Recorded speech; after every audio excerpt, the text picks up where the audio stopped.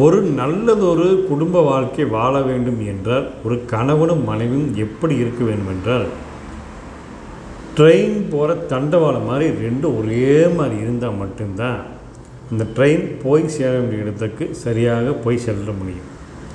அதை விட்டு போட்டு ஏரில் ஓட்டின எருமை மாடு மாதிரி இது ஒரு பக்கம் அது ஒரு பக்கம் இழுத்துட்டு போயிட்டு இருந்தால் அந்த குடும்ப வாழ்க்கை மட்டுமல்ல, அந்த குடும்பத்தை அந்த பெற்றோர்களின் வழியாக வந்த குழந்தைகளின் வாழ்க்கை மிகுந்த சிரமத்துக்கு ஆளாக நேரிடும்.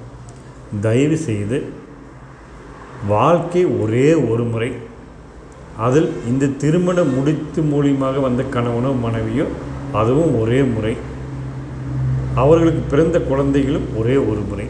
இந்த அரிய வாய்ப்பை கொடுத்த இறைவனுக்கு நன்றி செலுத்திவிட்டு அற்புதமாக சகிப்புத்தன்மையை வளர்த்து கொண்டு சந்தோஷத்தை நித்தமும் அனுபவித்து வாழலாம்.